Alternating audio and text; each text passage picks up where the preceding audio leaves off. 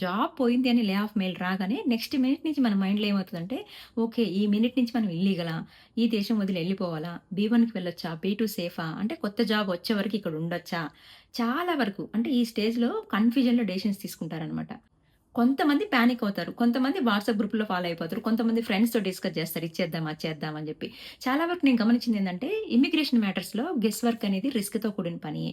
అందుకే హెచ్-1బీ మీద ఉంటూ జాబ్ పోయిన వెంటనే స్టెప్ బై స్టెప్ అసలు ఏం చేయాలి? ఏం చేయకూడదు? బీ1, బీ2 ఆప్షన్ ఉంది కదా! అది ఎంతవరకు సేఫు?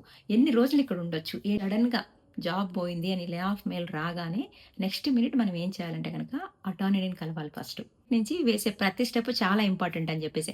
ఇమ్మిగ్రేషన్ సంబంధించి ప్రతి కేస్ డిఫరెంట్‌గా ఉంటదనమాట. సో, ఫైనల్ ఫైలింగ్ ముందైతే కంపల్సరీ అటార్నీ అడ్వైస్ తీసుకోవడం చాలా బెస్ట్ అని చెప్పేసి. లేదా I-94 గాని, పిటిషన్ వాలిడిటీ గాని ఎప్పుడు ఎర్లీగా ఎండ్ అవుతుందో ఆ డేట్ వరకు కూడా అని చెప్పేసి. చాలా వరకు ఏంటంటే ఇది ఆటోమేటిక్ రైడ్ కాదు. కాకపోతే యూఎస్‌సిఐస్ వచ్చేసి డిస్క్రిప్షనరీ గ్రేస్ పీరియడ్‌గా ట్రీట్ చేస్తదనమాట. ఫైనల్‌గా ఏంటంటే సింపుల్‌గా చెప్పాలంటే జాబ్ పోతుంది. కాకపోతే అక్కడి నుంచి మనకి టైమ్ లైన్ అనేది స్టార్ట్ అవుతుంది. ఆ డేట్ అనేది చాలా ఇంపార్టెంట్.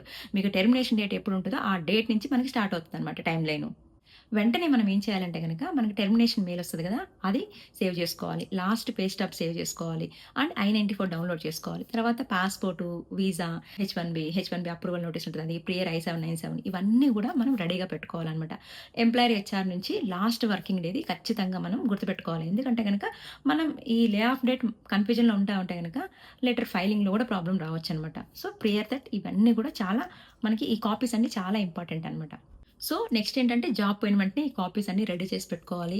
మనం అన్నీ యాజ్ యూజువల్ అన్నీ గుర్తుపెట్టుకొని, మనకి అసలు 60 డేస్ గ్రేస్ పీరియడ్ ఉందా లేదా? అంటే మనం I-94 మన కరెంట్ ఆథరైజేషన్ వ్యాలిడిటీని కూడా చెక్ చేసుకుంటాం కాబట్టి, నెక్స్ట్ మినిట్ మనకేమనిపిస్తది? అసలు మనం నెక్స్ట్ సెకండ్ నుంచి ఏ స్టేటస్‌కి మారాలి అని చెప్పేసి. కన్‌ఫ్యూజన్ చాలా వరకు ఉంటదనమాట ఇక్కడికి. మనకున్నయి 4 ఆప్షన్స్. ఒకటొచ్చి న్యూ హెచ్-1బీ ఎంప్లాయర్ అంటే న్యూ ఎంప్లాయీని ఫైండ్ చేయాలనమాట.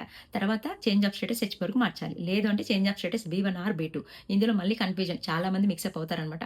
బీ1 సేఫా? బీ2 సేఫా? అని జెప్పి. ఆప్షన్ 4 వచ్చి లీవ్ ద యూఎస్ అనమాట. చాలా వరకి థర్డ్ ఆప్షన్‌లో మిక్సప్ అవుతారనమాట. ఎందుకంటే బీ1కెళ్ళాలా? బీ2కెళ్ళాలా?